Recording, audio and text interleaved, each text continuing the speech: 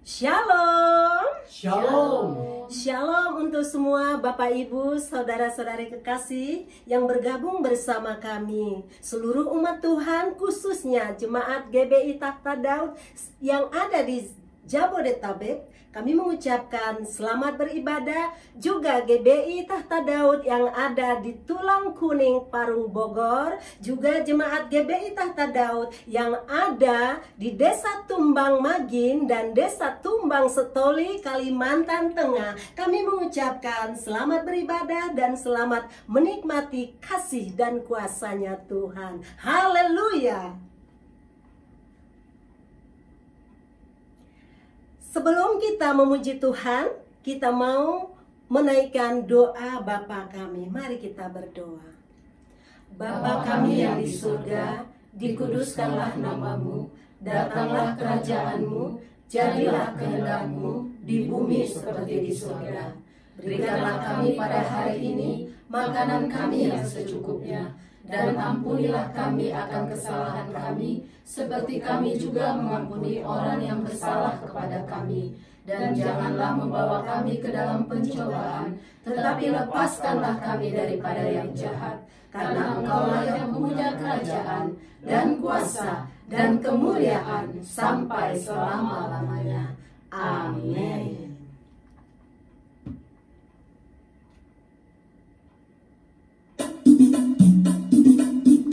Haleluya. Mari semua kita bersuka cita karena Tuhan sudah memberikan sukacita bagi kita.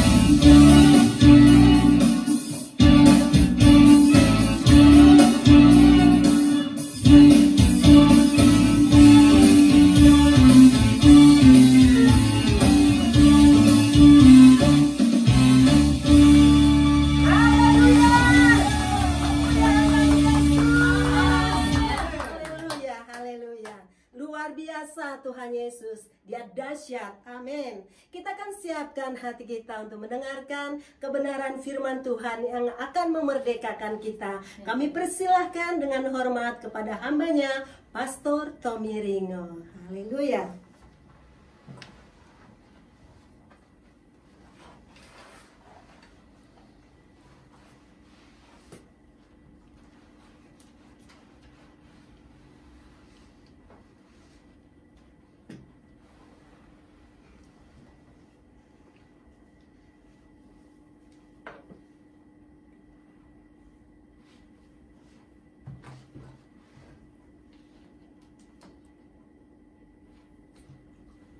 Haleluya, haleluya, haleluya. Shalom seluruh umat Tuhan. Shalom. Puji Tuhan, terima sukacita dari sorga, dari Tuhan Yesus Kristus memenuhi hati, pikiran, dan perasaanmu. Katakan amin. Amin. Baik, umat Tuhan, sebelum kita menikmati kebenaran firman Tuhan, mari kita sepakat bersama, kita tundukkan kepala dan kita berdoa. Dalam nama Bapa dan Putra dan Roh Kudus, di dalam nama Tuhan Yesus Kristus. Terima kasih Bapa untuk sukacita sorga yang memenuhi hati kami, yang memenuhi pikiran kami dan perasaan kami. Semuanya karena anugerah-Mu, berkat kemurahan-Mu yang berlimpah-limpah bagi kami. Terima kasih Tuhan Yesus, terima kasih. Dan saat ini Tuhan Yesus, kami akan menikmati kebenaran firman-Mu. Roh Kudus, urapi kami, ajar-ajari kami, pimpin kami, tuntun kami, bimbing kami, sehingga kebenaran firman-Mu pada pagi hari ini memerdekakan kami, dan kebenaran firman-Mu mengubahkan hidup kami, ya Roh Kudus, sehingga hidup kami hari demi hari menjadi serupa dan segambar dengan Tuhan Yesus Kristus. Terima kasih ya Bapa, terima kasih. Berfirmanlah ya Roh Kudus, kami siap diubahkan hanya di dalam nama Tuhan Yesus Kristus yang siap diubahkan. Firman Tuhan bersama-sama berkata, amin, amin, amin, amin.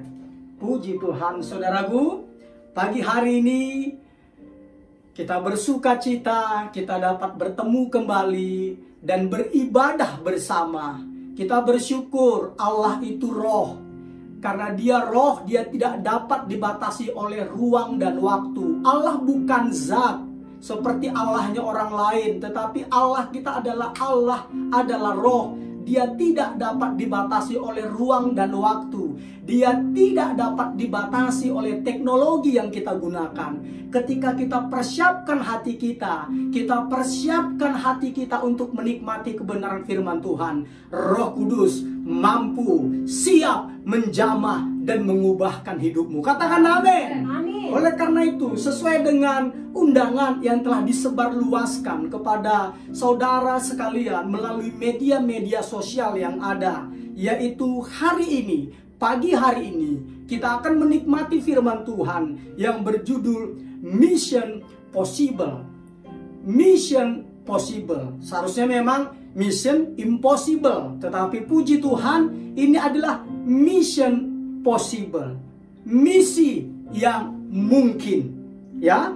Oke ya? Nah, saya jelaskan sedikit di sini, akan saya baca bahwa semua orang Kristen itu diselamatkan untuk melayani. Semua, tidak terkecuali. Semua orang Kristen diselamatkan untuk melayani. Dan semua orang Kristen itu diciptakan untuk sebuah misi. Nanti kita baca nanti di Yesaya 43 ayat 21 dan juga di dalam Matius 28 ayat 19 sampai 20. Bahwa semua orang Kristen diselamatkan untuk melayani dan diciptakan untuk sebuah misi. Makanya ketika kita menjadi seorang percaya, kita juga menjadi utusan Allah. Katakan amin. Kita menjadi the ambassador, menjadi duta besar kerajaan Allah. Seorang pembawa berita Allah. Dan Allah ingin berbicara ke seluruh dunia melalui siapa? Melalui diri kita, melalui tubuhnya, yaitu kita ini. Dan tugas ini, melaksanakan misi di dunia ini, tugas ini disebut misi. Misi Anda. Dan amanat agung yang tertulis dalam Matius 28 ayat 19 sampai 20 itu adalah perintah misi atau pengutusan Anda. Oke ya, kenapa saya katakan demikian? Karena kata misi itu saudaraku tuh berasal dari bahasa Latin yang berarti mengutus. Jadi bahasa Latin diadopsi oleh bahasa Inggris. Jadi kata misi itu berasal dari bahasa Latin yang berarti mengutus.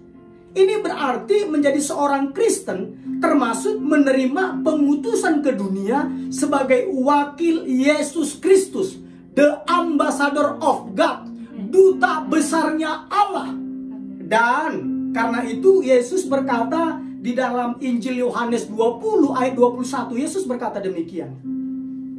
Sama seperti Bapa mengutus aku, demikian juga sekarang aku mengutus kamu.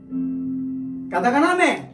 Nah, dari ayat ini saudaraku, kita perlu ketahui bahwa ketika kita memang dipanggil untuk melayani dan kita diciptakan untuk suatu misi, betul, pelayanan kita itu di dalam tubuh Kristus. Jadi Tuhan itu menghendaki kita memiliki pelayanan di dalam tubuh Kristus dan juga misi di dunia.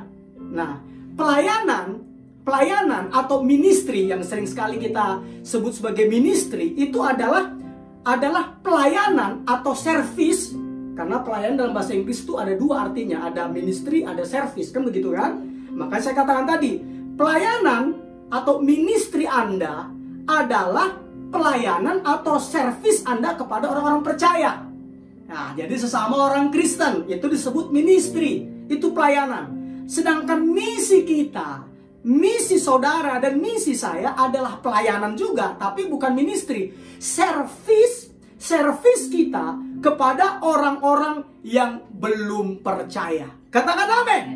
Nah, makanya ketika Yesus berkata, saudaraku, kepada murid-muridnya di dalam Injil Markus 16 ayat 15, Yesus berkata demikian, pergilah ke seluruh dunia, beritakanlah Injil kepada segala makhluk. Bayangkan, perintahnya luar biasa kan? Pergilah ke seluruh dunia, beritakanlah Injil kepada segala makhluk. Nah, ketika murid-murid Tuhan Yesus mendengar, ya mungkin mereka di dalam imajinasi saya, imajinasi saya, itu pasti mereka terkesima. Kenapa terkesima? Karena sebagian besar murid-murid Tuhan Yesus itu adalah nelayan gitu loh. Nah, sebagian besar murid Yesus itu adalah dari orang-orang yang tidak terpelajar, sebagian besar. Dari keluarga-keluarga miskin, dari orang-orang yang tidak terpandang. Dan kebanyakan dari mereka waktu itu adalah belum pernah keluar dari wilayah mereka. Belum pernah mereka keluar ke wilayah di luar dari negeri Israel. Tetapi Tuhan bilang apa kepada mereka? Pergilah ke seluruh dunia. Apalagi mereka mungkin terkesima. Ya, pertama lagi pada masa itu saudaraku, untuk perpindahan dari satu tempat ke tempat yang lain, itu orang biasanya masih menggunakan apa? Alat transportasi yang sederhana. Contohnya apa? Sikil. Bukan bicycle ya sudah, maksud kaki. Jadi jalan kaki. Sudah? Ya kalau dia contohnya kaya, dia biasanya naik onta. Bukan onta keplesetan di sana ya, bukan ya. Ini naik onta. Ini onta atau unta ya? Ya, sama lah ya. Nah, gitu kan? Nah, udah. Ya, kalau mereka juga ini biasanya naik kuda. Dan untuk berpindah dari satu tempat dan tempat yang lain lebih jauh lagi, biasanya mereka menggunakan yaitu perahu. Dan perahu itu hanya antar pulau. Gitu loh. Maksudnya antar pulau-pulau begitu, karena belum ada kapal besar yang melintasi samudra pada masa itu. Jadi murid-murid Yesus mengalami hal yang luar biasa. Makanya mereka terkesima. Kenapa? Karena perintahnya itu adalah pergilah ke seluruh dunia. Tetapi hebatnya murid-murid Tuhan Yesus Kristus percaya kepada Tuhan Yesus. Percaya kepada Tuhan Yesus. Dan terbukti murid-murid Yesus pergi ke seluruh dunia. Dan kita bersyukur Injil, kabar baik itu sampai juga ke Indonesia. Katakan amin. Kita bersyukur. Contohnya Rasul Thomas itu sampai ke India. Sampai ke India.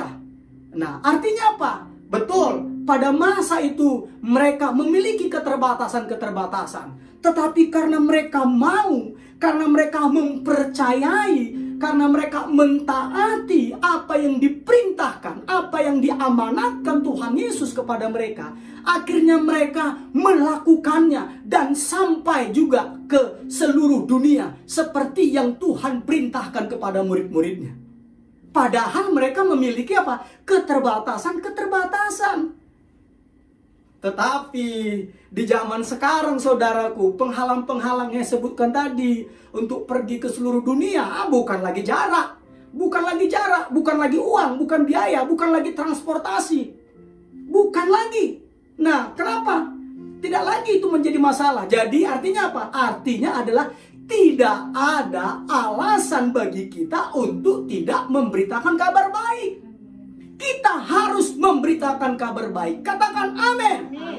Nah, bahkan saudaraku, kita bersyukur ya. Kita bersyukur. Bahkan sekarang ini dengan adanya internet dan aplikasi-aplikasi media sosial, seperti saat ini saudara lihat, kita menggunakan Facebook, kita menggunakan Instagram, kita menggunakan YouTube, seperti itu. Apalagi ada banyak lagi ya. Ada yang menggunakan TikTok, ada yang menggunakan Twitter, ada yang menggunakan Wishing, ada yang menggunakan Smule atau Sule? Oh, Smule. Nah, Smule ya, saya kira Smule lagi kan. Nah, saya mau ceritakan, dunia ini saudaraku tuh makin kecil. Bahkan saya boleh katakan, saya istilahkan, dunia ini saudaraku saat ini ada di mana? Ada di ujung jempol saudara. Ada di ujung jempol saudara. Kalau zaman dahulu, kalau zaman dahulu saudaraku, kalau zaman dahulu itu adalah mulutmu harimaumu. Sekarang apa? Jempolmu gajahmu, saudaraku. Ya, nah artinya apa? Artinya adalah sekarang ini seluruh dunia ada di ujung jari kita, di ujung jari kita. Nah, belum pernah ada cara yang lebih mudah atau metode yang lebih mudah dalam sejarah untuk menyelesaikan amanat atau perintah agung untuk pergi ke seluruh dunia dibandingkan sekarang ini. Sekarang ini tembok terbesar kita atau penghalang bukan lagi apa? Bukan lagi jarak, bukan lagi biaya, bukan lagi transportasi. Tetapi apa saudaraku? Satu-satunya penghalang untuk kita tidak memberitakan kabar baik itu adalah apa? Pola pikir atau cara berpikir kita. Kita harus apa? Kita harus membuat perubahan mental, saudara. Kita buat perubahan mental. Bukan seperti orang bilang revolusi akhlak, tapi kelakuannya lebih parah dari preman. Kelakuannya lebih bejat daripada orang lain. Saya sebut di sini bukan revolusi akhlak, tetapi di sini saya sebut sini adalah perubahan mental, gitu ya. Perubahan mental. Jadi apa? Perspektif atau pandangan kita dan sikap kita itu harus berubah. Harus berubah. Sekarang bukan lagi hal yang sulit. Bahkan saya mau beritahukan kepada umat Tuhan, dengan adanya pandemi, dengan adanya saudaraku kesulitan-kesulitan, sebenarnya orang lebih terbuka terhadap kabar baik. Dengan adanya kesulitan, setiap ada kesulitan, setiap ada transisi, setiap ada saudaraku sepertinya gejolak, itu sebenarnya adalah kesempatan besar bagi kita untuk memberitakan kabar baik. Kok bisa? Karena biasanya orang yang sedang mengalami tekanan, suatu negara yang sedang mengalami transisi, itu lebih terbuka terhadap Injil. Itu sudah alamiahnya. Manusia lebih terbuka terhadap sesuatu hal yang baru ketika mereka sedang mengalami kesulitan, ketika mereka sedang mengalami gejolak. Dan ini adalah waktu-waktu yang baik. Makanya saya katakan mission possible. Ini adalah misi yang sangat-sangat mungkin kita lakukan. Tinggal tergantung kita harus merubah perspektif, pandangan, dan sikap kita. Kita harus menjadi the ambassador of God. Katakan amin. Haleluya, haleluya. Nah, saudaraku, karena saya ceritakan tadi, karena amanat agung. Jadi kalau kita lihat di KBBI, kata amanat itu, saudaraku, itu artinya itu adalah pesan, titik koma, perintah. Nah, berarti amanat agung itu adalah perintah pengutusan saudara. Perintah pengutusan Tuhan Yesus kepada kita. Makanya dikatakan, pergilah ke seluruh dunia. Beritakanlah Injil kepada segala makhluk. Seperti itu ya. Nah, oleh karena itu perintah, saudaraku, maka ada beberapa hal yang harus kita lakukan untuk mentaati perintah pengutusan yang Tuhan sudah mandatkan kepada kita untuk kita lakukan. Ada 4 poin yang harus kita lakukan, saudaraku. Poin yang pertama itu adalah kita harus pergi untuk bersaksi.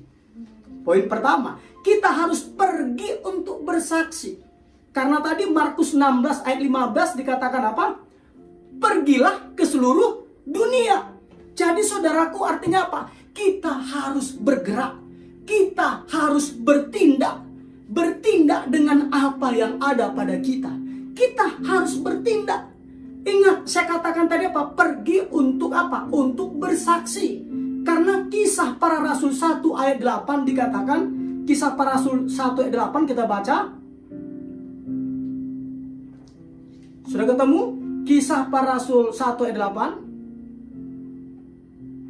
8. Yuk, kita baca sama-sama ya. Yang sudah ketemu. 1, 2, 3.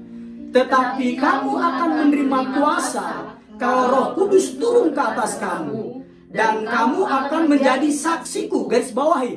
Kamu akan menjadi saksiku. Di mana? Di Yerusalem dan di seluruh Yudea dan Samaria dan sampai ke ujung bumi. Katakan amin. Jadi kita harus pergi untuk bersaksi. Lihat di sini dikatakan, di sini jelas sekali dikatakan bahwa Yesus katakan demikian ya. Kamu akan menjadi apa? Kamu akan menjadi saksiku. Bukan menjadi pengacaraku, bukan menjadi pembelaku, bukan. Kita bersyukur kekristenan bukanlah agama hasil dari propaganda. Kita bersyukur kekristenan bukanlah agama hasil dari apa? Indoktrinasi. Tetapi kekristenan itu adalah lahir dari Allah yang menjelma menjadi manusia di nama Yesus Kristus. Dan kita percaya kepadanya. Dan orang-orang di Antioquia pertama kali menyebut kita yang percaya kepada Tuhan Yesus sebagai orang Kristen. Katakan amin. Kita bersyukur. Makanya kita bersyukur tidak ada front pembela Kristen. Kita bersyukur. Karena apa? Karena kembali lagi, seharusnya yang perlu dibela itu kita, saudaraku. Bukan Tuhan. Bukan Allah yang kita sembah. Yang perlu dibela itu adalah kita. Katakan amin. Kita bersyukur. Makanya di sini dikatakan akan menjadi saksiku, bukan akan menjadi pengacaraku. Saya jelaskan lagi konsep bersaksi itu bagaimana. Ingat, kata saksi di dalam Perjanjian Baru itu mengambil analogi saksi di dalam sidang pengadilan. Jadi tugas seorang saksi itu apa? Tugas seorang saksi itu, saudaraku, dia hanya menceritakan apa yang dia lihat, apa yang dia dengar, dan apa yang dia alami, atau apa yang dia rasakan. Hanya itu toh. Saya ulang ya, menjadi seorang saksi itu hanyalah menceritakan apa yang dia lihat, apa yang dia dengar, apa yang dia alami, dan apa yang dia rasakan. Itulah saksi. Saksi tidak boleh mengintervensi. Saksi tidak boleh menjatuhkan hukuman. Itu adalah tugas pengacara dan juga tugas para hakim. Tugas seorang saksi hanya menceritakan 4 hal yang saya sebutkan tadi. Nah, oleh karena itu saya mau jelaskan kepada saudara bahwa kesaksian saudara, kita harus bersaksi. Apa yang harus kita saksikan? Kita harus bersaksi. Itu tentang bagaimana saudara memulai hubungan dengan Yesus. Itu dia. Saudara menceritakan kisah tentang bagaimana saudara memulai hubungan dengan Yesus. kisah tentang bagaimana Kristus telah membuat perbedaan dan perubahan dalam kehidupan saudara. Itu dia. Nah, makanya kalau kita baca, saudaraku, bahwa kita menceritakan seperti Petrus bilang, kita memberitahukan bahwa kita dipilih oleh Allah supaya kita ini memberitakan apa? Perbuatan-perbuatan yang besar dari Tuhan yang telah memanggil kita keluar dari kegelapan kepada terangnya yang ajaib. Katakan amin. Amin. 1 Petrus 2 ayat 9. Nah, inilah hakikat dari bersaksi. Yakni apa? Membagikan secara sederhana. Saya ulang ya. Ini hakikatnya. Membagikan secara sederhana pengalaman-pengalaman pribadi saudara tentang Tuhan. Itu dia. Ya. Itu dia kuncinya. Nah, apalagi saya mau ceritakan. Nah, kenapa kita harus bersaksi? Kenapa kita bersaksi seperti saudaraku? Karena ada 3 manfaatnya. Jadi ketika kita berbagi kesaksian, ini adalah bagian yang sangat penting dari misi kita di bumi ini. Kenapa? Karena kesaksian saudara, kesaksian saya itu unik. Kok bisa? Karena tidak ada kisah lain yang sama seperti kisah saudara dan kisah saya. Artinya apa? Jadi hanya saudara dan saya lah yang dapat membagikannya. Ya kan? Nah, jika saudara tidak membagikan atau saya tidak membagikan pengalaman, pesan kehidupan yang saya alami, ya kisah itu akan hilang selamanya. Kita bersyukur. Salomo, puji Tuhan, dia menuliskannya. Dia menuliskannya, kisahnya, sehingga akhirnya apa? Kita akhirnya mendapatkan kitab yang sangat-sangat powerful memberkati kita. Yaitu apa? Kitab Amsal dan Pengkhotbah. Luar biasa kan? Nah, kenapa? Itu tadi. Karena kesaksian kita ini unik. Nah, jadi karena kita unik, kembali lagi, tidak ada kesaksian kita ini sama dengan siapapun. Makanya kesaksian itu adalah bagian yang sangat penting dari misi kita di bumi, karena kesaksian kita itu unik.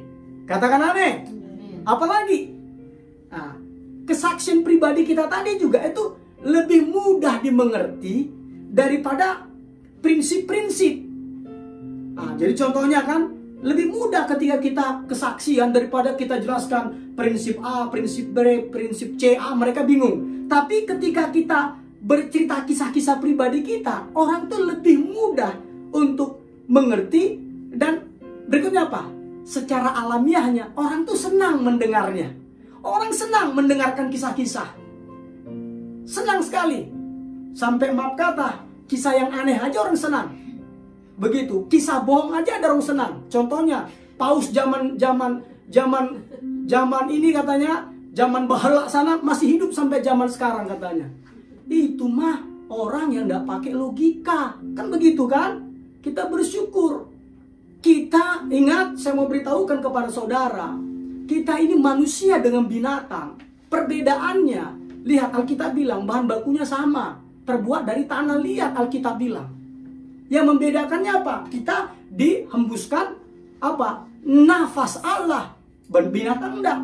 Yang membedakan lebih mudah antara manusia dengan binatang itu adalah logikanya. Logikanya.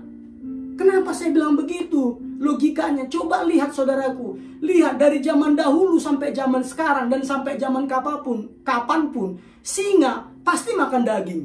Dan dia selalu makan daging mentah. Kenapa? Karena dia tidak punya logika. Manusia dari zaman dahulu sampai zaman sekarang, bahkan zaman yang akan datang, cara makan dagingnya macam-macam. Ada yang dijadikan steak, ya kan? Ada yang dijadikan apa? Rendang. Ada yang dijadikan sate. Macam-macam. Kenapa? Karena logikanya main. Artinya apa? Itulah membedakan manusia dengan binatang. Kalau Anda tidak menggunakan logika Anda, berarti Anda sama dengan itu dia, sama dengan tit itu tadi. Artinya apa? Ayolah gunakan logika. Ya, gunakan logikamu. Jangan mau dibodohi oleh orang-orang yang mengaku beragama. Jangan mau. Jangan mau, ya. Jangan mau. Tetapi apa saudaraku? Gunakan logikamu. Begitu juga engkau orang-orang Kristen, gunakan logikamu. Gunakan logikamu. Ketika membaca firman Tuhan, gunakan logikamu. Kita bersyukur. Kita bersyukur sekali kita diberikan kecerdasan. Kita bersyukur penemu-penemu terkenal di dunia, penerima hadiah Nobel maupun Pulitzer, itu adalah kita bersyukur. Terbanyak adalah orang Kristen. Nomor 2 itu adalah orang Yahudi. Muslim berapa Muslim? Hanya 1,4% tok. Itu data yang saya baca loh ya. Artinya apa? Kita bersyukur. Kita ini diberikan kisah-kisah pribadi untuk kita ceritakan kepada orang. Katakan amin. Nah, jadi saya mau ceritakan kisah-kisah pribadi kita tadi itu mudah dimengerti orang. Orang senang mendengarkannya. Dan biasanya itu lebih lama lebih lama masuk ke dalam memori kita, dalam ingatan kita, itu lebih lama. Gitu kan? Nah, oleh karena itu yuk kita mulai bercerita. Apa yang kita ceritakan? Ya, pengalaman kita dengan Tuhan. Yaitu 4 tadi saya bilang, apa yang kita lihat, apa yang kita dengar, apa yang kita alami, dan apa yang kita rasakan. Oke ya? Apalagi kenapa kita bersaksi? Bersaksi itu saudaraku, itu mau saya beritahukan sama saudara, itu adalah nilai lain dari kesaksian Anda, itu adalah bahwa kesaksian itu apa? Melewati pertahanan-pertahanan intelektual. Melewati pertahanan-pertahanan intelektual. Maksudnya begini saudaraku, banyak loh orang menolak otoritas Alkitab. Banyak. Bahkan ada orang bilang Alkitabnya diubah. Paling banyak itu yang menuduh itu adalah orang-orang Muslim, bahwa Alkitab kita itu adalah sudah diubah. Tapi kita bersyukur Al-Quran mengamini atau mengiyakan Alkitab. Kita bersyukur sekali. Nanti saya beritahukan ayatnya. Kalau saudara nanti lihat di podcast saya sebelumnya sudah ngerti ya. Nah, jadi karena kembali lagi, karena orang ini tidak mau menerima otoritas Alkitab, tetapi ketika mereka mendengarkan kisah pribadi yang sederhana, nah ini mereka lebih senang. Mereka lebih senang daripada saudara kutip contohnya ayat atau pernyataan seorang teolog. Nah, saudara ceritakan aja apa adanya. Oke ya? Nah, itu yang luar biasanya. Makanya yuk kita buka Alkitab kita. Di dalam 1 Petrus 3 ayat 15 sampai 16, ketika kita mau bersaksi itu gimana kita mau bersaksi? 1 Petrus 3 ayat 15 dan 16.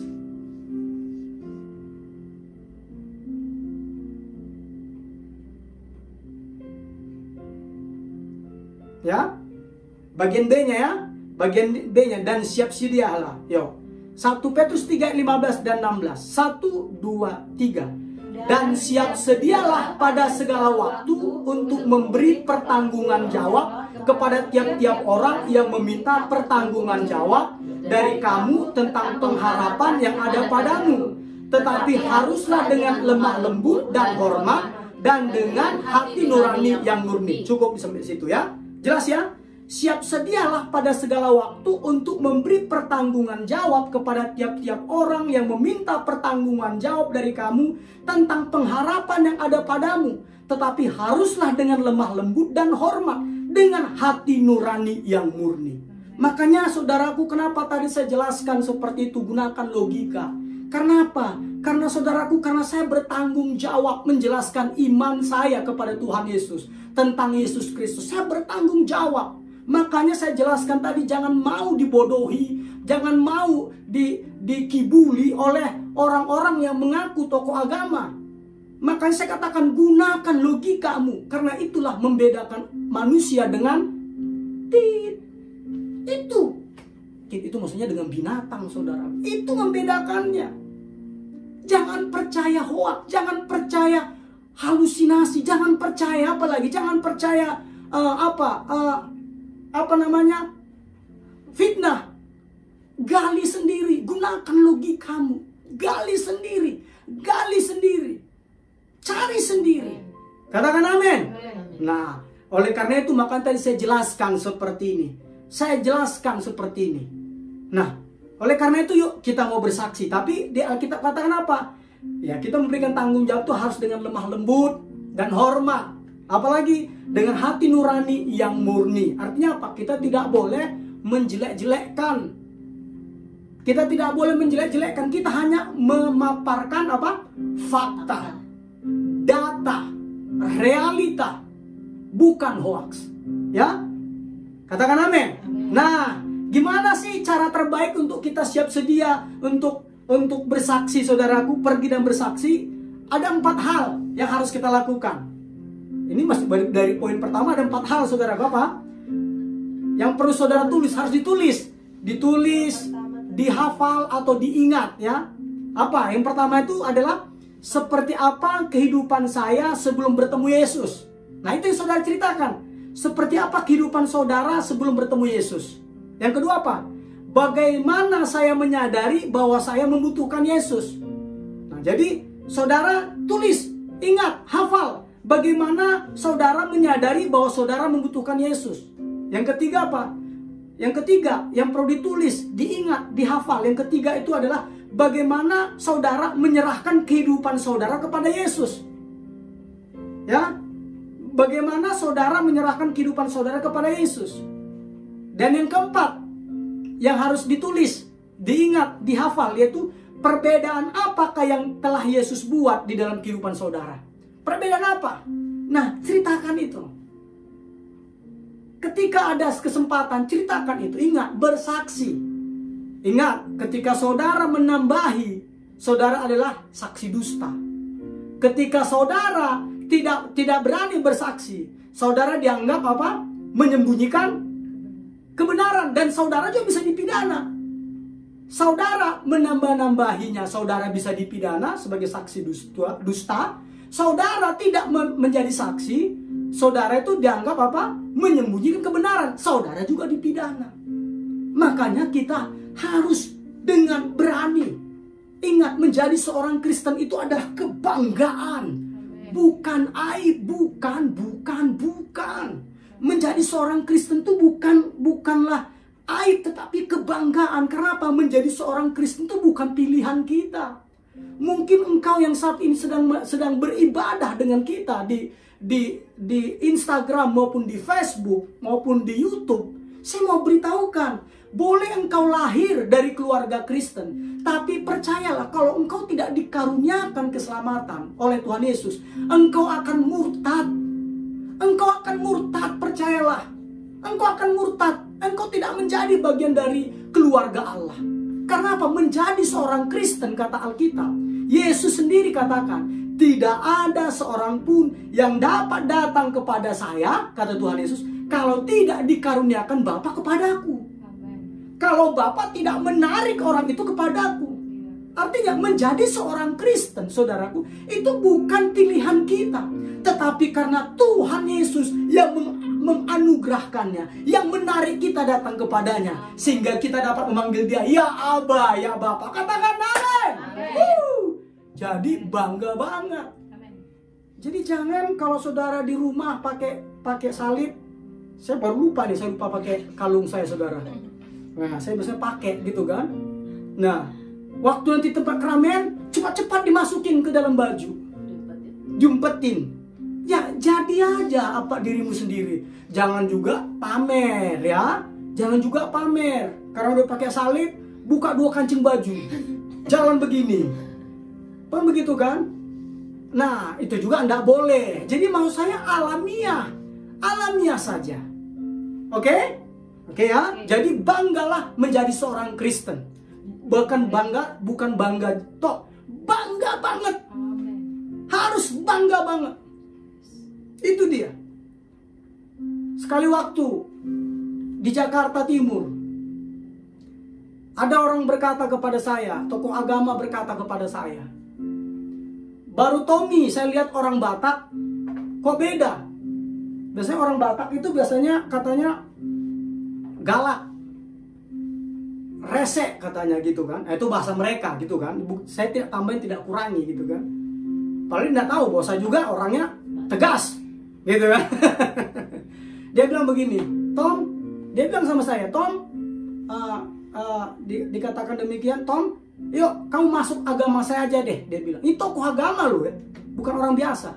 Kamu masuk deh ke agama saya, karena kamu orangnya baik, lain dengan orang Batak pada umumnya. Tahu enggak apa saya bilang? sama tokoh agama tersebut, "Maaf Pak," saya sebut gelarnya, saya giniin tangan saya, "Nyawa saya taruhannya." Saya gituin coba, "Nyawa saya taruhannya. Yesus tetap Yesus," saya bilang. Itu saya bilang. Sampai segini tangan saya gini, tangan kanan saya persis. "Nyawa saya taruhannya," saya bilang. Kenapa bisa saya ngomong begitu? Ya, karena aku tahu banget kalau bukan Yesus menyelamatkanku, saya sudah berkali-kali mau mati, saudaraku. Mau mati, dibunuh orang saja saya sudah ingat beberapa kali. Di masa waktu saya di dalam zaman jahiliyah, di dalam kegelapan seperti yang kita bilang tadi. Mau dibunuh orang saja saya tuh 2 kali saya mau dibunuh orang, saudaraku. Dikeroyok satu kampung. Saya udah pernah jadi tontonan banyak orang, saudaraku. Di perapatan di satu wilayah kami di Sumatera sana, saudaraku. Saya pernah dikeroyok, saya sudah dikepung. Ibu-ibu sudah ikut bilang, bunuh saja, begitu. Kali itu, saudaraku, saya ingat Tuhan. Saya 6 tahun tidak pernah ke gereja. Dari SMP sampai SMA saya tidak pernah ke gereja, saudaraku. Tapi kali itu saya ingat Tuhan. Saya bilang gini, "Tuhan tolong aku, kali ini gue mati nih. Kali ini saya mati nih," begitu kan. Tapi masih garang. Puji Tuhan, saudaraku. Tuhan menolong saya dengan caranya ajaib. Tiba-tiba di antara kerumunan orang itu, datanglah seorang wanita cantik, berambut panjang. Sepantat rambutnya, saudaraku. Bukan pantatnya serambut, bukan. Rambutnya sepantat, saudaraku. Dia langsung terobos keramaian itu. Dia langsung peluk saya. Dia peluk saya seperti di film India. Dia bilang gini, "Jangan bunuh dia. Ini pacarku, ini pacar saya." Dikelilingi. Saya pura-pura bego, saudara. Saya ngikutin aja, putar-putar, asik juga nih gitu kan. Dan akhirnya apa, saudaraku? Saya hidup hingga hari ini. Saya hidup hari ini. Itu cara Tuhan. Jadi apa? Makanya saya berani ngomong sama tokoh agama tersebut. "Pak, ini," saya bilang, "nyawaku taruhan." Itu bahasanya, sampai pakai tangan begini saya. "Nyawaku taruhannya," saya bilang. Kenapa? Karena hidup adalah Kristus, mati adalah keuntungan. Hidup adalah Kristus, mati adalah keuntungan. Jadi kita harus memberitakan kabar baik. Itu adalah perintah. Kalau kita tidak mentaatinya, ada konsekuensi dari Tuhan yang mengutus kita. Ada konsekuensi yang harus kita hadapi. Jadi kita harus memberitakan kabar baik. Katakan amin. Amin. Haleluya. Katakan amin, Sari. Amin. Baik ya. Itu baru poin yang pertama, saudaraku ya. Poin yang kedua, mission possible. Poin yang kedua apa?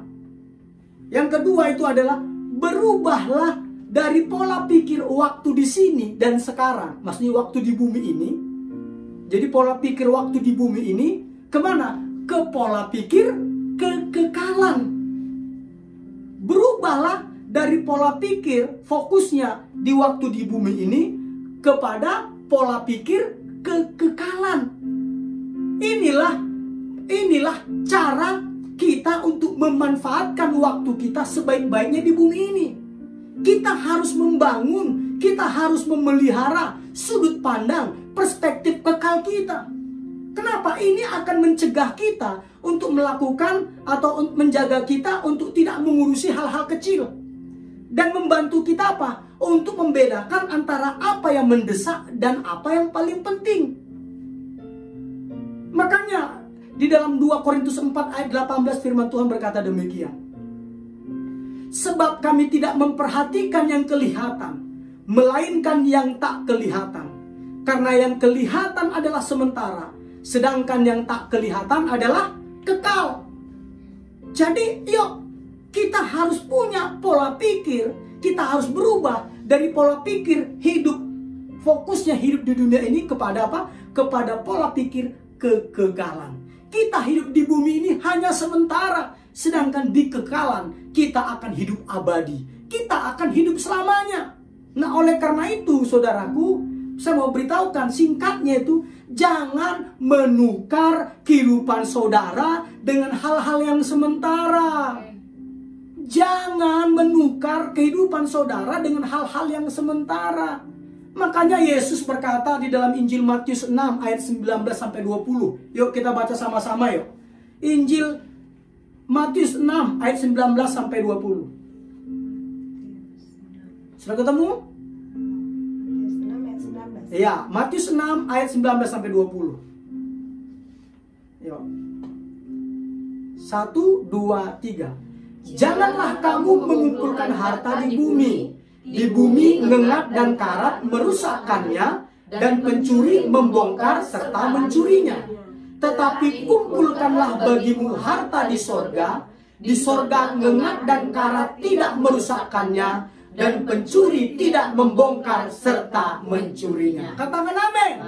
Jadi kita harus kumpulkan harta, saudaraku, di sorga. Karena di sorga ngengat dan karat tidak merusakkannya, dan pencuri tidak membongkar serta mencurinya.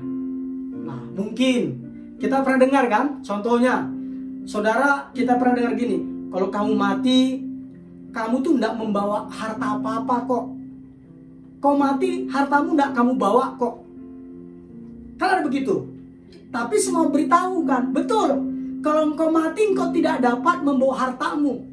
Tetapi semua beritahu, saudara itu bisa mengirimkannya. Jadi harta benda saudara yang saudara percaya, yang Tuhan percayakan kepada saudara di bumi ini, harta benda saudara, kekayaan saudara. Betul, ketika saudara mati, saudara tidak bisa bawa. Ya saudara mati, ya mati sendiri. Tidak ikut mobilmu dikubur dengan engkau. Tidak ikut rumahmu dikubur dengan engkau. Tidak ikut.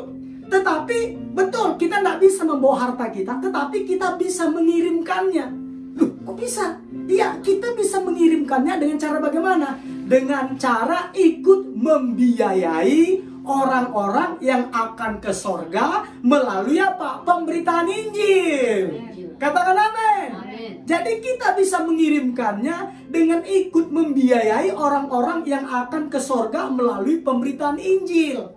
Itu tertulis di mana? Yuk kita baca lagi. 1 Timotius 6 ayat 17 sampai 19. 1 Timotius 6 ayat 17 sampai 19. Sudah ketemu? Kalau sudah ketemu, kita baca sama-sama.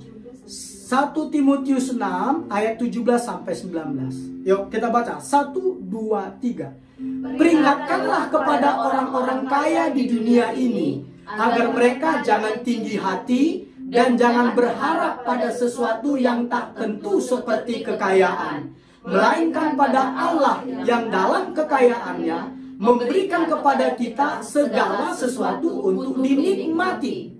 Peringatkanlah agar mereka itu apa? Berbuat baik, menjadi kaya dalam kebajikan, suka memberi dan membagi, dan dengan demikian apa? Dan dengan demikian apa? Mengumpulkan suatu harta sebagai dasar yang baik bagi dirinya di waktu yang akan datang. Garis bawahi, di waktu yang akan datang apa? Untuk mencapai hidup yang sebenarnya. Katakan amin. Hidup yang sebenarnya itu, saudaraku, bukan di bumi ini.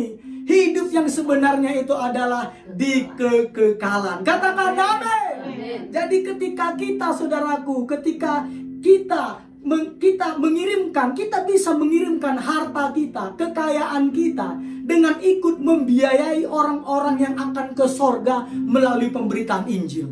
Ayo kita lakukan dengan sukacita. Katakan amin. Haleluya. Kenapa? Harta kita akhirnya bisa kita kirim. Karena Alkitab bilang tadi, dikatakan apa? Suatu harta sebagai dasar yang baik bagi dirinya di waktu yang akan datang untuk mencapai hidup yang sebenarnya, yaitu sorga yang mulia. Katakan amin. Haleluya. Sukacita sekali saya hari ini. Yang ketiga, mission possible. Apa yang harus kita lakukan? Yang ketiga itu adalah berubahlah dari pola pikir mencari-cari alasan ke pola pikir mencari cara-cara kreatif untuk melakukan misi Anda. Katakan amin. Jadi berubahlah dari pola pikir mencari-cari alasan ke pola pikir mencari cara-cara kreatif untuk melaksanakan misi saudara. Dan saudara, saya mau beritahukan, jika saudara bersedia memberitakan Injil, saya mau beritahukan, selalu ada jalan untuk melakukannya. Selalu ada jalan untuk melakukannya.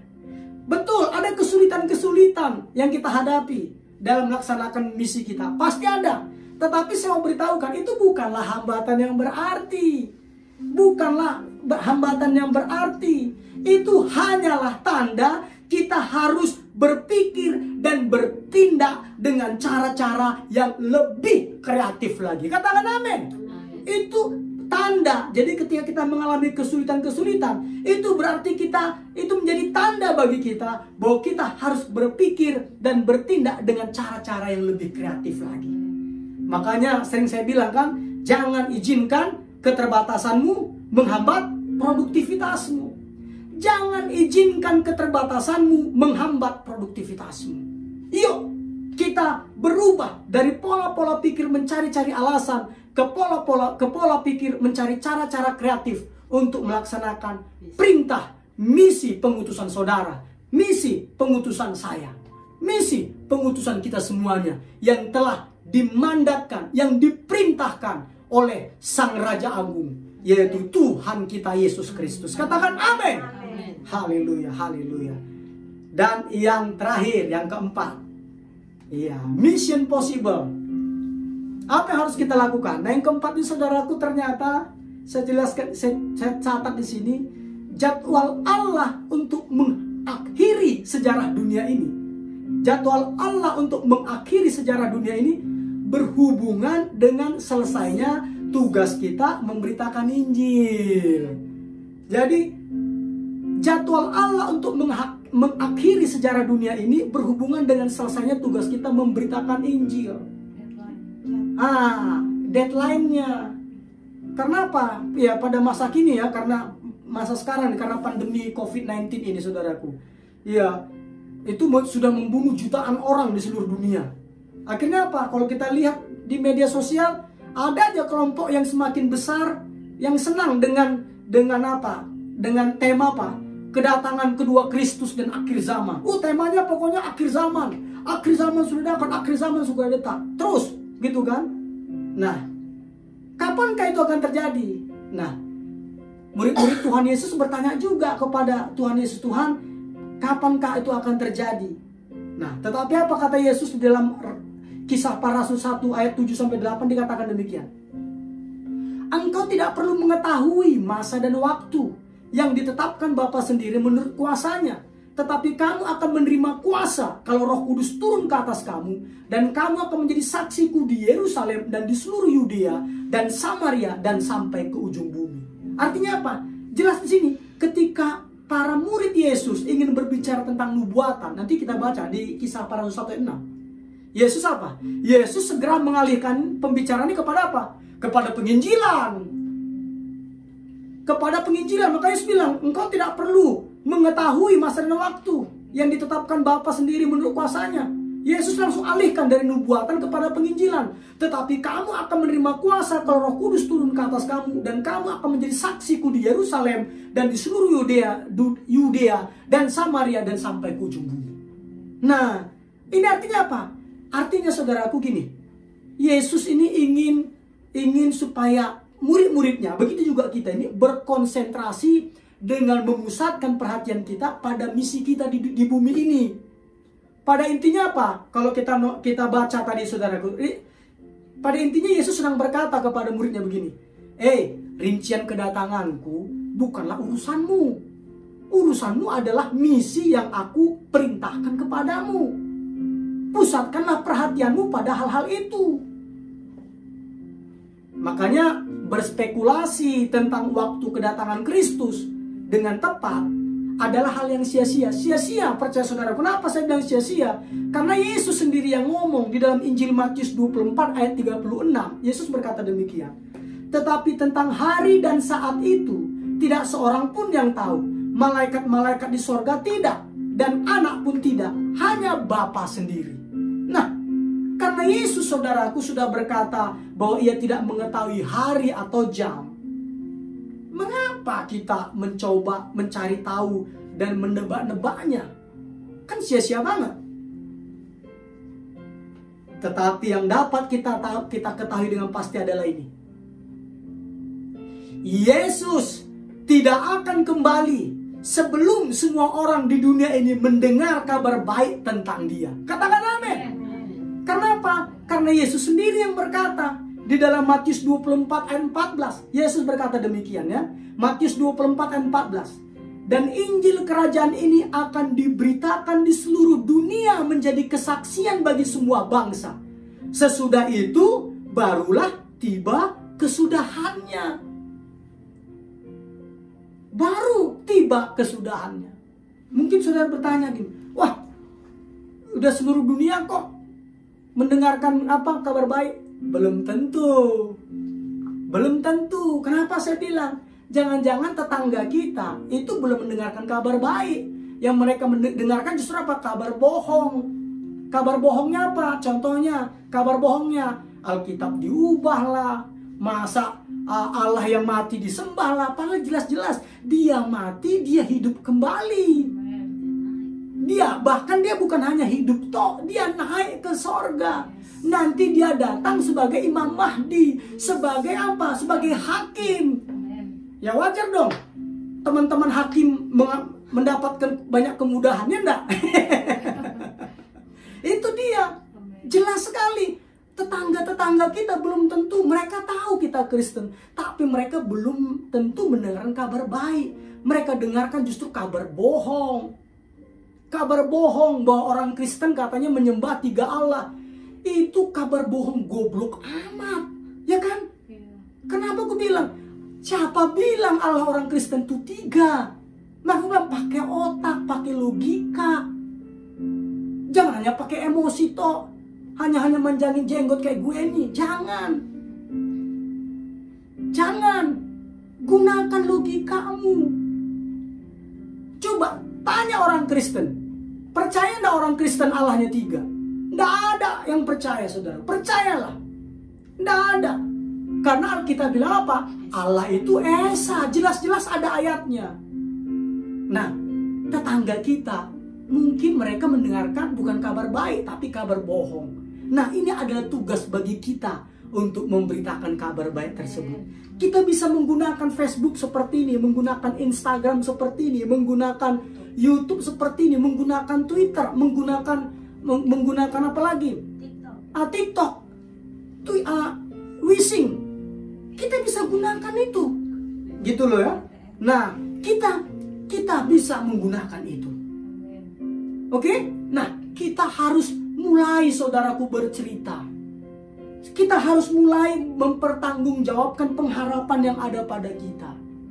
Kita harus, tapi mempertanggungjawabnya bukan dengan bentuk gerombolan, saudaraku. Nggak perlu kita buat gerombolan, nggak perlu. Nggak perlu buat front.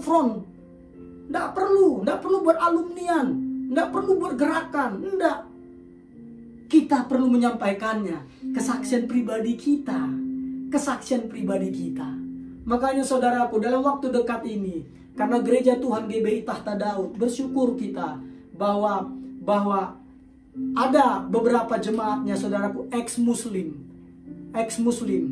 Makanya kita akan membuat program di ex-muslim center untuk berbicara tentang hidup, tentang bersaksi. Bersaksi tadi ingat, saya jelaskan tadi tidak boleh memfitnah, tidak boleh menjelek-jelekkan. Yang disaksikan itu apa? Kan tadi kan sudah saya jelaskan, hanya ada 4 tok yang mau disaksikan nanti. Yaitu apa?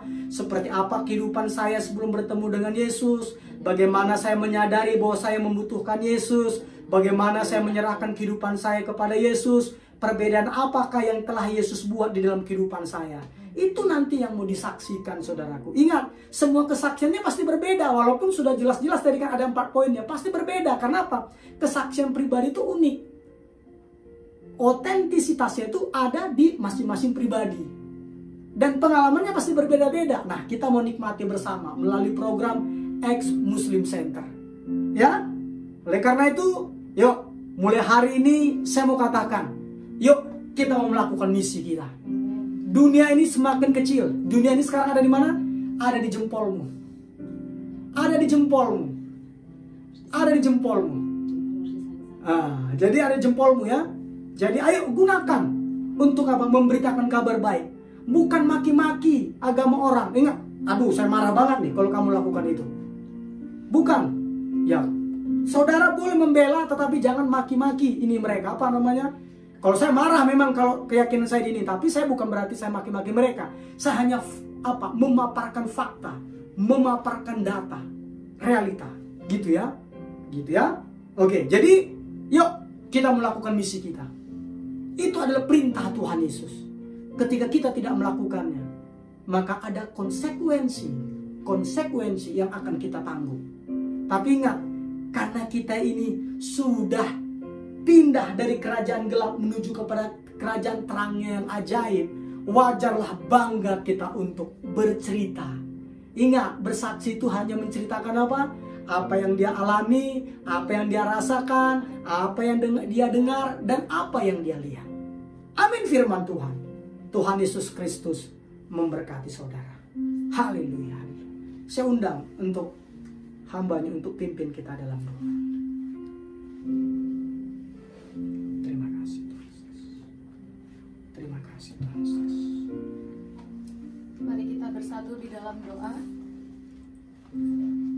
Bapa kami yang di surga, segala kemuliaan hanya bagi Tuhan Yesus Kristus. Terima kasih buat penyertaan-Mu dan lawatanmu pada saat hari ini kami beribadah. Terima kasih untuk firman Tuhan hari ini yang kami dengar, bahwa kami mengetahui melalui firman ini bahwa semua orang Kristen diselamatkan dan diciptakan untuk sebuah misi, Amin. Yaitu melayani sesama sampai ke ujung dunia, untuk mengabarkan kabar baik melalui kesaksian-kesaksian kami. Amin. Dari apa yang kami lihat, kami dengar, alami dan rasakan hubungan kami dengan Yesus Kristus. Amin. Terima kasih ya Bapa. Jadi kami nggak terlalu pusing lagi mikirkan bagaimana mengabarkan kabar baik ke ujung dunia, tetapi itu adalah melalui kesaksian-kesaksian kami. Biar kami semakin intim dan kami makin bersaksi, merasakan indahnya memiliki Allah, yaitu Yesus Kristus. Berkati hamba-Mu yang telah menyampaikan firman Tuhan, kesehatannya daripadamu, dan segala sesuatu keperluannya untuk melayani Tuhan yang cukupkan. Tambahkan hikmat kepada hamba-Mu, semangat daripadamu, agar firman Tuhan yang disampaikan oleh hamba-Mu bukan hanya semata-mata oleh hikmat manusia saja, tetapi melalui hikmat daripada Roh Kudus. Dan kekuatan Allah ada di dalam firman itu, sehingga mengubahkan setiap kami juga yang mendengarkan. Begitu juga menjadi berkat buat hamba-Mu Tommy Ringo sendiri yang menyampaikan firman. Terima kasih ya Bapa, berkati keluarganya, istri, anak-anaknya, kesehatan mereka, Tuhan pelihara, Tuhan tutup bungkus dengan kuat kuasa darah mereka. Segala keperluan mereka untuk pendidikan anaknya, masa depan mereka sungguh ada di dalam nama Tuhan Yesus Kristus. Engkau memberkati orang-orang yang memberkati Pastor Tommy Ringo, sedangkan orang yang memerombaknya Tuhan singkirkan dalam nama Tuhan Yesus Kristus. Berkati juga Tuhan seluruh jemaat-Mu GBI Tahta Daud dimanapun berada, baik yang ada di Jabodetabek, Bogor, Kalimantan, semuanya Tuhan lawat. Para gembala yang ada di sana Tuhan, para pelayan dan jemaatnya, biar kami semakin sehati, semakin mengasihi, dan kami menjadi pelayan-pelayan Tuhan Yesus Kristus yang mengabarkan kabar baik. Di dalam nama Tuhan Yesus Kristus, Engkau memberkati juga Bapa setiap jemaat-Mu, anak-anak Tuhan yang beribadah yang bersama kami melalui ibadah online ini ya Tuhan Yesus Kristus.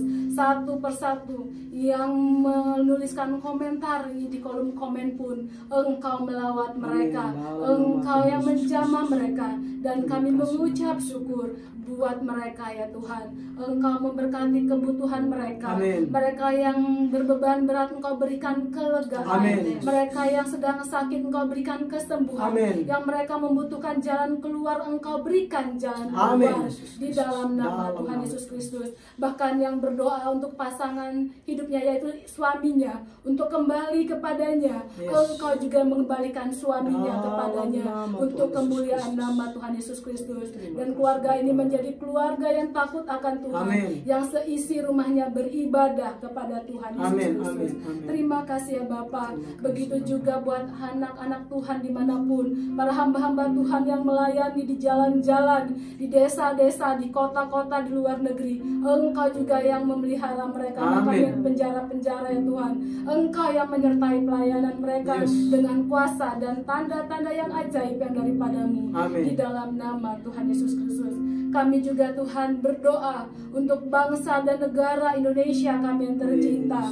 Terima kasih ya Bapak, kami berada di Indonesia bukan suatu kebetulan, tapi kami menjadi pendoa syafaat untuk bangsa Indonesia ini. Di dalam nama Tuhan Yesus Kristus, kami berdoa untuk pemerintahan negara Indonesia yang dipimpin oleh Pak Jokowi, Bapak sebagai presiden, dan seluruh aparat-aparat pemerintah sampai yang terendah pun, Tuhan jamah semuanya agar mereka semuanya memberikan yang terbaik, agar mereka bukan anti toleransi, tapi kami adalah orang yang bertoleransi, yang saling menghargai, menghormati suku, agama yang ada di Indonesia untuk kemuliaan namamu. Berkati perekonomian Indonesia, baik pertanian juga Bapak, perairan Indonesia, Engkau yang memberkati di dalam nama Tuhan Yesus Kristus. Biar kami anak-anak-Mu Tuhan menikmati juga berkat-berkat dari pemerintahan Indonesia. Di dalam nama Tuhan Yesus Kristus kami berdoa mengucap syukur, dan sebentar kami juga akan menerima berkat yang disampaikan oleh hamba-Mu Tom Yerino dalam nama Yesus. Kekasih-kekasih Tuhan Yesus Kristus, mempelai-mempelai kesukaannya, angkatlah kedua tanganmu dengan iman, dan terimalah berkat dalam nama Bapa dan Putra dan Roh Kudus, di dalam nama Tuhan Yesus Kristus. Diberkatilah tubuhmu dengan kesehatan yang prima. Amin. Diberkatilah hari-harimu dengan nikmat dan umur yang panjang. Amin. Diberkatilah keuanganmu dengan berlimpah-limpah. Amin. Diberkatilah keluargamu dengan keamanan dan kebahagiaan. Diberkatilah bisnis, usaha, pekerjaan, dan studimu dengan keberhasilan dan keberuntungan. Tuhan memberkati engkau dan melindungi engkau. Tuhan menyinari engkau dengan wajahnya dan memberi engkau kasih karunia. Tuhan menghadapkan wajahnya kepadamu dan memberi engkau damai sejahtera. Di dalam nama Tuhan Yesus Kristus, kita yang diberkati bersama-sama berkata dengan sukacita, amin. Amin, amin, amin. Tuhan Yesus Kristus berkati. Ibadah kita masih tetap berlangsung, saudaraku. Ingat, kita masih tetap dalam hadirat Tuhan, dan kita akan mendengarkan pengumuman singkat, dan juga saudaraku pemenang undian dari untuk mendapatkan voucher pulsa Rp100.000, dan untuk hari ini untuk 2 orang pemenang. Kami lakukan ini bukan supaya banyak yang menonton, banyak komentar, bukan, tetapi karena Yesus sendiri berkata lebih berbahagia memberi daripada menerima. Baik, saya undang selanjutnya untuk Sari Sohotang untuk menyampaikan pengumuman singkat dan mengumumkan pemenang undian program giveaway. Monggo.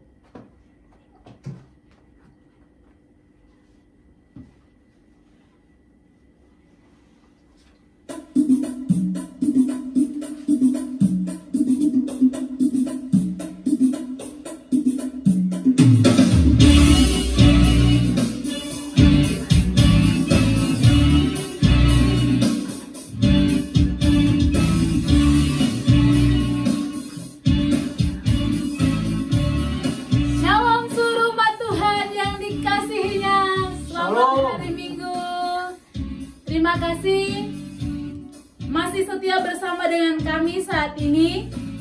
Kita akan mendengarkan pengumuman singkat, dan setelah itu kita akan mengundi giveaway, pemenang giveaway hari ini. Pengumumannya adalah sebagai berikut. Didengarin ya. Hari Selasa kita ada ibadah di aplikasi Zoom dalam program 50 episode kehidupan yang dikendalikan oleh tujuan yang Alkitabiah, jam 8 malam waktu Indonesia bagian Barat, dan live secara langsung di Facebook Tahta Daud Channel. kita ada acara talk show jam 8 malam waktu Indonesia bagian Barat.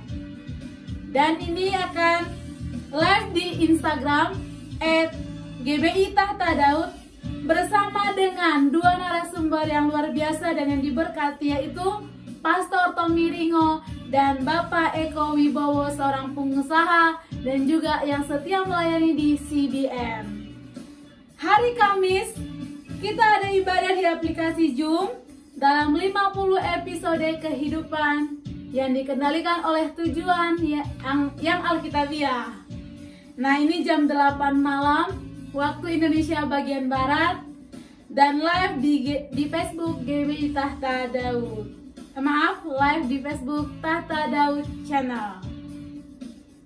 Hari Sabtu kita bertemu dalam program Branch Devotion. Nah, ini jam 10 pagi. Jadi jangan lupa jam 10 pagi bersama Pastor Tommy Ringo dan hamba-hamba Tuhan lainnya. Nah, ini juga diselenggarakan secara live di Facebook Tahta Daud Channel. Jam 10 pagi ya, jangan lupa hari Sabtu. Dan jam 7 malam waktu Indonesia bagian Barat kita bertemu kembali dalam acara Now Night of Worship. Pujian penyembahan kita hari malam minggu ya. Jadi bagi saudara-saudari bergabung bersama kita jam 7 malam. Dan ini juga live di Facebook Tahta Daud Channel. Jadi hari Sabtu ada dua ya, jam 10 pagi dan jam 7 malam. Nah, hari Minggu kita ibadah raya seperti hari ini jam 10 pagi waktu Indonesia bagian Barat. Live on Facebook dan Instagram dan ada juga di YouTube-nya. Dan ini juga plus pengundian pemenang giveaway mendapatkan voucher pulsa sebesar Rp100.000. Nah, demikian serangkaian pengumuman kita hari ini dan kita akan mengundi pemenang giveaway. Dan hari ini ada dua ya, karena minggu lalu satu orang pemenang tidak konfirmasi ke kontak person dan hadiahnya hangus. Baik, kita akan undi, siap ya? Kira-kira pemenangnya siapa? Apakah dia Jemaat TD yang mengikuti selalu atau yang mana ya? Kita lihat hari ini dan kami persilakan kepada Ibu Gembala dan Bang Martin untuk membantu saya mengundi. Oke, kita akan mulai dari Bu Gembala. Silakan Ibu. Kayaknya kita harus cepat-cepat ini ya rekan-rekan. Ya, kita akan undi satu pemenang yang akan dibacakan oleh Ibu dan satu pemenang oleh Bang Martin. Siapakah dia? Satu. Pemenangnya adalah Ria Ernest. Ria Ernest. Kepada Ria Ernest. Oke, satu pemenang kembali dicabut oleh Bang Martin.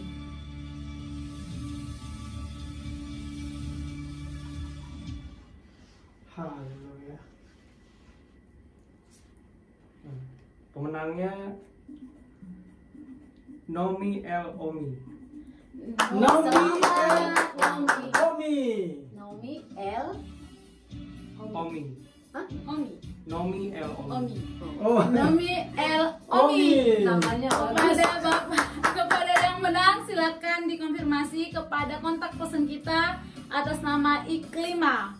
Jadi itu ada di undangan yang beredar, silahkan dihubungi kontak person. Kami tunggu 2x24 jam atau 2 hari. Apabila tidak dikonfirmasi maka hadiahnya akan hangus. Dan ini pemenangnya untuk minggu ini ada 2 orang. Yang pertama tadi Ria Ernest, yang kedua ada Nomi L. Omi. Jadi silahkan hubungi kontak person kita. Demikian giveaway hari ini. Terima kasih kepada Bang Martin dan Ibu. Dan kita akan menutup ibadah kita hari ini dengan acara yang meriah, yaitu menyanyikan kembali musik yang tadi. Jadi kita mau Musik lagu. lagu tadi, maaf. Kita akan tutup ibadah kita dengan bernyanyi lagu tadi. Oke, silakan kepada hamba-hambanya yang melayani.